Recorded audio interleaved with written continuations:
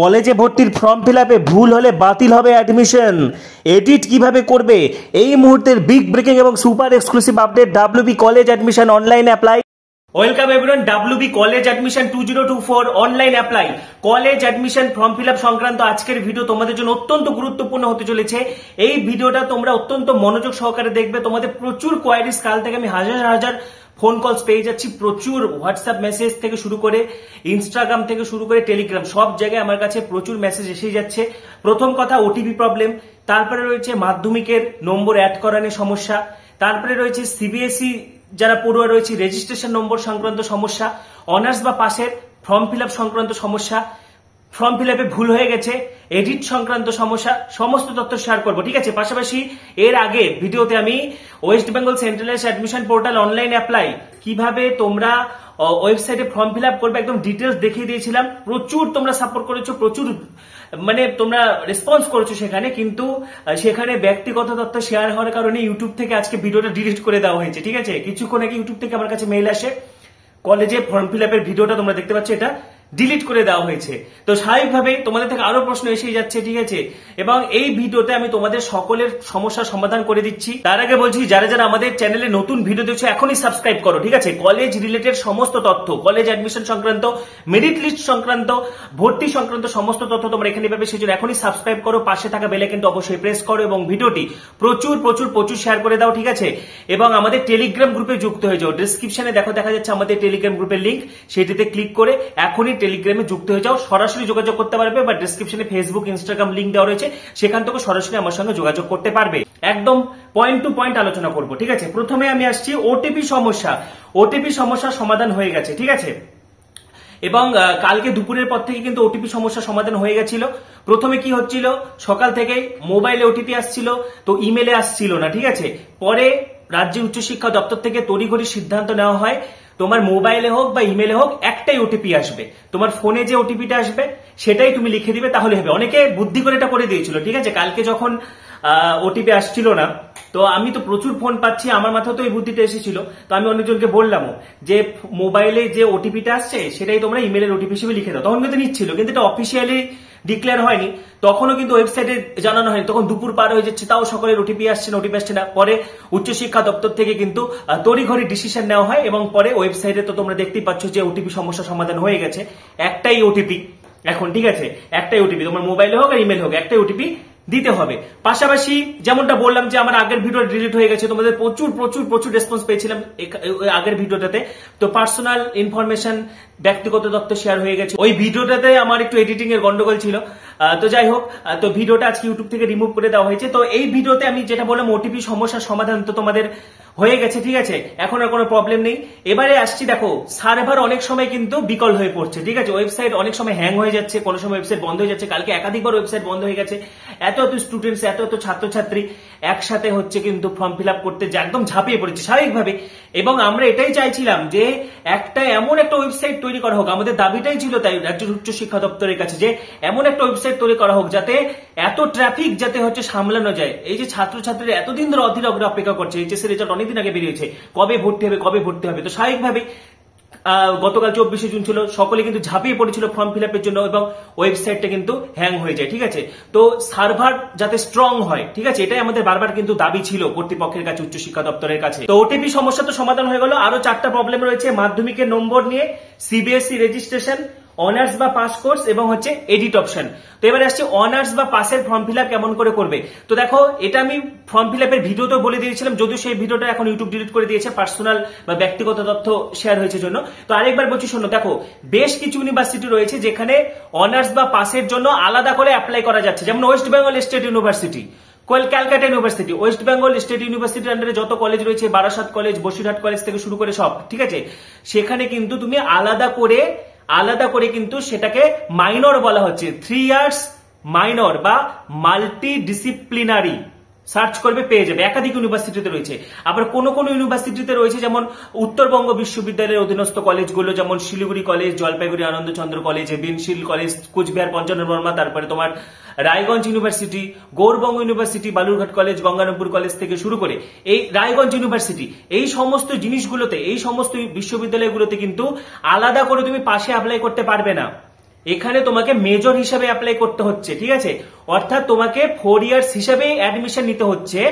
3 বছর পরে 6 সেমিস্টারে গিয়ে তুমি পাস কোর্স তুমি অ্যাপ্লাই হয়ে যাবে, ঠিক আছে। সেটা কলেজে অটোমেটিক সেটিং হয়ে যাবে, কোনো অসুবিধা নেই, সেটা কলেজে অটোমেটিক্যালি ঠিক করে দেওয়া হবে। তুমি 3 বছর পরে তুমি হচ্ছে এক্সিট করতে পারবে। 3 বছর পরে যদি তুমি এক্সিট করো তাহলে তুমি পাস কোর্সের ডিগ্রি পাবে, মাইনর ডিগ্রি পাবে, এবং সেটা গ্র্যাজুয়েশনের সমতুল্য, সেটা তো তুমি সব পরীক্ষা অ্যাপ্লাই করতে পারবে। আর যদি তুমি 4 বছর পড়াশোনা করো তাহলে অনার্স ডিগ্রি পাবে, এবং অনার্সের মধ্যে যদি তোমার ভালো নম্বর থাকে, 75% নম্বর থাকে, তাহলে তুমি অনার্স উইথ রিসার্চ পাবে, ঠিক আছে। তো যাই হোক, এটা হচ্ছে কাঠামো 4 ইয়ার্স গ্র্যাজুয়েশনের, এটা হলো কাঠামো। যারা 3 বছর পরে ছেড়ে দেবে তারা পাস কোর্স বা মাইনর ডিগ্রি পাবে, যারা 4 বছর পড়বে তোমরা অনার্স ডিগ্রি পাবে, এবং যাদের অনার্সে 75% নম্বর থাকবে তোমাদের কিন্তু অনার্স উইথ রিসার্চ, ঠিক আছে, এই স্পেশালাইজেশনটা তোমাদের থাকছে। এবং সকলের জন্য থাকছে বাধ্যতামূলক ইন্টার্নশিপ। তো কোন কোন ইউনিভার্সিটিতে আলাদা করে পাশের জন্য অ্যাপ্লাই করা যাচ্ছে, সেই ক্ষেত্রে তোমরা ম্যাক্সিমাম কলেজ চয়েস করবে, ঠিক আছে। এবং গৌরবঙ্গ বললাম, উত্তরবঙ্গ বললাম, রায়গঞ্জ, এগুলোর ক্ষেত্রে তোমাকে আলাদা করে মেজর নেই ভর্তি হতে হচ্ছে, কোনো সমস্যা নেই, মেজর নেই ভর্তি হতে হচ্ছে। পরে সেটা তুমি 6 সেম বা 3rd ইয়ারের পরে সেটা তুমি পাস কোর্সে কনভার্ট হয়ে যাচ্ছ। এবং পাস কোর্সের ক্ষেত্রে তোমাকে 3টা সাবজেক্ট রাখতে হবে, এবং যারা অনার্স নিচ্ছ তোমাদের একটা মেজরের সাথে 2টো মাইনর সাবজেক্ট রাখতে হবে। ধরো তুমি বটনি অনার্স নিচ্ছ, তাহলে জুলজি কেমিস্ট্রি রাখতে পারো, জুলজি ফিজিওলজি রাখতে পারো। ম্যাথ অনার্স নিচ্ছ, মাইনরে ফিজিক্স কেমিস্ট্রি রাখতে পারো, ঠিক আছে। বা তুমি হচ্ছে কেমিস্ট্রি অনার্স নিচ্ছ, মাইনরে ফিজিক্স ম্যাথ এইভাবে সাজাতে পারো। হিস্ট্রি অনার্স নিচ্ছ, মাইনরে ভূগোল, ঠিক আছে, এডুকেশন, এই সমস্ত জিনিসগুলো রাখতে পারো। তো বা ইংলিশ অনার্স নিচ্ছ, মাইনরে তুমি আরো 2টো পাশের কোর্সের সাবজেক্ট রাখতে পারো, ঠিক আছে। অনেকে সায়েন্স ব্যাকগ্রাউন্ড থেকে যারা অনার্স নিতে চাইছো আর্টস এর ক্ষেত্রে, সেক্ষেত্রে বাংলা এবং ইংরেজিতে কিন্তু তোমরা অনার্স করতে পারবে, ঠিক আছে। তো সেই সব ক্ষেত্রে একটা অনার্সের সাথে 2টো মাইনর থাকবে, একটা এইসি থাকবে অ্যাবিলিটি এনহ্যান্সমেন্ট কোর্স, একটা এসিসি থাকবে স্কিল এনহ্যান্সমেন্ট কোর্স, আর একটা ভ্যালু অ্যাডেড কোর্স ভিএসসি থাকবে, ঠিক আছে। এই হচ্ছে ওভারঅল কাঠামো। তো যেমনটা বললাম, পাস কোর্সের ক্ষেত্রে যে যে কলেজগুলোতে আলাদা আলাদা অ্যাপ্লাই করা যাচ্ছে সেগুলো করবে, এবং যে যে ইউনিভার্সিটিতে পাস কোর্স নেই সেখানে মেজর হিসেবেই তোমাকে ভর্তি হতে হবে। 3 বছর পর তুমি এক্সিট করবে, তাহলে পাস কোর্সের ডিগ্রি পাবে। এবারে আসছি সিবিএসই বোর্ডের আন্ডারে যারা রয়েছে, রেজিস্ট্রেশন সমস্যা। তোমাদের রেজিস্ট্রেশন নাম্বার নিয়ে কোনো সমস্যা নেই।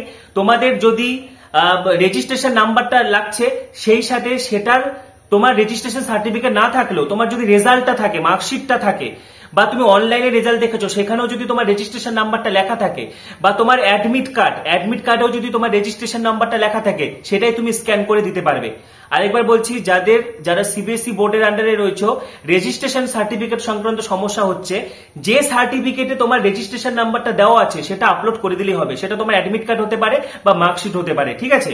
এবারে আসছি মাধ্যমিকের নাম্বার নিয়ে যাদের সমস্যা হচ্ছে। দেখো, মাধ্যমিকের ক্ষেত্রে আমরা সকলেই জানি, দেখো এইচএস এর ক্ষেত্রে যেমন প্রজেক্টে এবং থিওরিতে আলাদা করে পাস করতে হয়, থিওরিতে আলাদা করে পাস করতে হয়, প্র্যাকটিক্যালে আলাদা করে পাস করতে হয়। যেগুলো প্র্যাকটিক্যাল বেস সাবজেক্ট 70, আর হচ্ছে এদিকে হচ্ছে 30, আর এদিকে হচ্ছে যেগুলো প্র্যাকটিক্যাল নেই সেগুলো প্রজেক্টে 20 এবং থিওরিতে 80। তো যাই হোক, এটা কিন্তু তোমাদেরকে ম্যানুয়ালি ইনপুট করতে হচ্ছে।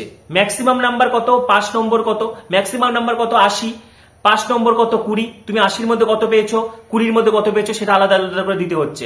যেমন তুমি ধরো বায়োলজি নাম্বারটা যখন ইনপুট করছো 70 ম্যাক্সিমাম নাম্বার, তারপরে হচ্ছে প্র্যাকটিক্যালে ম্যাক্সিমাম নাম্বার 30, 5 নাম্বার কত 70-এর মধ্যে 24, প্র্যাকটিক্যালে হচ্ছে 30-এর মধ্যে 6। এবার তুমি কত পেয়েছো সেটা দিতে হচ্ছে, এইভাবে তোমাকে ইনপুট করতে হবে। এবার মাধ্যমিকের ক্ষেত্রে যে সমস্যাটা হচ্ছে, মাধ্যমিকের ক্ষেত্রে তো আলাদা করে থিওরি বা প্র্যাকটিক্যালে 5 নম্বর নেই, মাধ্যমিকের ক্ষেত্রে টোটাল 25 পেলে পাস। সেক্ষেত্রে তুমি সেটাকে তোমার মতো করে সাজাবে, ঠিক আছে। তুমি পাস মানে মাধ্যমিকের ক্ষেত্রে তুমি ধরো হচ্ছে 15 + 10 25 পেয়েছো, এইভাবে পেয়েছো, সেইভাবে তুমি সাজাতে পারো। সেখানে তুমি প্রজেক্টের জায়গায়, ঠিক আছে, ধরো মাধ্যমিকে তুমি থিওরিতে 90-এর মধ্যে, থিওরি পরীক্ষা হয় 90-এর মধ্যে, ঠিক আছে, এবং প্র্যাকটিক্যাল বা প্রজেক্ট আছে 10-এর মধ্যে, তাহলে 90-এর মধ্যে 15 পেলে পাস, তাহলে তুমি 15 লিখবে, 15 লিখবে, ঠিক আছে, 15 পেলে পাস সেটা লিখবে। আর 10-এর মধ্যে তুমি হচ্ছে মোটামুটি কিন্তু মোটামুটি 4 বা 5 পেলে পাস, সেই অনুযায়ী লিখবে। মানে এটা একটু অ্যাডজাস্ট করে নিতে হবে তোমাকে, এটা একটু অ্যাডজাস্ট করে নিলেই তোমরা পারবে। এবারে দেখো, মাধ্যমিকের নম্বর দেওয়ার ক্ষেত্রে খুব ভালোভাবে খেয়াল করবে। এখানে WBPSC West Bengal board of secondary education select করার পর পাসিং ইয়ার সিলেক্ট করবে।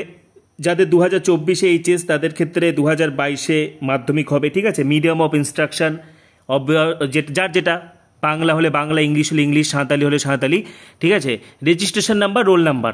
এবারে দেখো মার্কশিট ডিটেলস, এখানে অনেকের সমস্যা হচ্ছে, ঠিক আছে। এখানে যেটা মূল কথা সেটা কিন্তু তোমাদেরকে এখানে ম্যানুয়ালি নাম্বার সিলেক্ট করতে হবে, ঠিক আছে। এখানে তোমরা মোট নাম্বার দিবে 90, ঠিক আছে, আর 10, 100। পাসিং নাম্বার দিবে থিওরিতে 15 আর ওখানে লিখবে 10, ঠিক আছে। পাসিং নাম্বার 15 আর 10 লিখবে, তাহলে কিন্তু তোমাদের অটোমেটিকলি ঠিক হয়ে যাবে, ঠিক আছে। এবারে আসছি লাস্ট কোয়ারিজে। লাস্ট কোয়ারিজ হচ্ছে এডিট কেমন করে করবে। ফর্ম ফিল আপে যে মেজর জিনিসগুলো রয়েছে, ঠিক আছে, সেগুলো সাবমিট করার পরে তুমি আর এডিট করতে পারছো না, কোনো কারণে ভুল হয়ে গেছে, ঠিক আছে। যে কোনো সংখ্যা, রেজিস্ট্রেশন নাম্বার থেকে শুরু করে যে কোনো কিছু তোমার ভুল হয়ে গেছে, তাহলে তুমি কেমন করে এডিট করবে?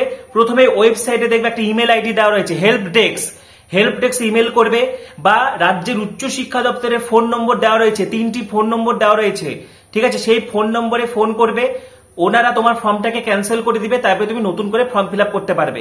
আরেকবার বলে দিচ্ছি, যাদের ফর্ম ফিল আপে মেজর ভুল হয়ে গেছে, ঠিক আছে, যারা এডিটের অপশন পাচ্ছ না, সেক্ষেত্রে 3টি হেল্পলাইন নম্বর রয়েছে রাজ্যের উচ্চ শিক্ষা দপ্তরে, সেই 3টি নাম্বারের মধ্যে যে কোনো একটাতে ফোন করলে তারা কিন্তু তোমাকে সাহায্য করবে, তোমার ফর্মটাকে ওরা বাতিল করবে, তবে তুমি নতুন করে আবার অ্যাপ্লাই করতে পারবে।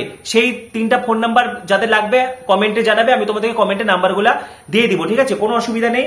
এবং সবশেষে একটাই কথা বলবে, এত তাড়াহুড়োর কিছু নেই, এত হুড়পাড় করে সবাই মিলে ওয়েবসাইটে ঝাঁপিয়ে পড়লে কিন্তু ওয়েবসাইট হ্যাং হবে, কিছু করার নেই, ঠিক আছে। এবার ধীরে সুস্থে ফর্ম ফিল আপ করবে, রাতের দিকে ফর্ম ফিল আপ করার চেষ্টা করতে পারো, ঠিক আছে, রাত 12টার পরে বা ভোরবেলা ফর্ম ফিল আপ করার চেষ্টা করতে পারো, বিশেষ করে সেই টাইমে কি হয়, ট্রাফিকটা কম থাকে, ঠিক আছে, তো ওয়েবসাইটের উপর চাপটা কম থাকে, বা রাতের বেলা 12টার পরে সাইবার ক্যাফেগুলো বন্ধ থাকে, তো সুতরাং সেই টাইমটাতে ফ্রিলি তোমরা ফর্ম ফিল আপ করতে পারবে। তাছাড়া অত তাড়াহুড়োর দরকার নেই, 7 জুলাইয়ের মধ্যে ফর্ম ফিল আপ করলেই হলো। আগে ফর্ম ফিল আপ করলে যে আগে চান্স পাবে এরকম কিন্তু কোনো ব্যাপার নেই, ঠিক আছে। তো আজকে আমি যাবতীয় সমস্যার সমাধান কিন্তু করলাম, তোমাদের অনেক কোয়ারিজ ছিল সেগুলা সলভ করে দিলাম। তো তোমাদের আরো কিছু জানা থাকলে কমেন্টে অবশ্যই জানাবে, পাশাপাশি পরবর্তী ভিডিওগুলির জন্য এখনই সাবস্ক্রাইব করো, পাশে থাকা বেল আইকনটা অবশ্যই প্রেস করো, এবং ভিডিওটি প্রচুর প্রচুর প্রচুর শেয়ার করে দাও। আমাদের টেলিগ্রাম গ্রুপে যুক্ত হয়ে যাও, ডেসক্রিপশনে দেখা যাচ্ছে আমাদের টেলিগ্রাম গ্রুপ, সেই লিংকে ক্লিক করে এখনই যুক্ত হয়ে যাও। পরবর্তী ভিডিওগুলির জন্য এখনই সাবস্ক্রাইব করো, পাশে থাকা বেল আইকনটা অবশ্যই প্রেস করো, এবং ভিডিওটি প্রচুর প্রচুর প্রচুর শেয়ার করে দাও। সবাইকে অসংখ্য ধন্যবাদ।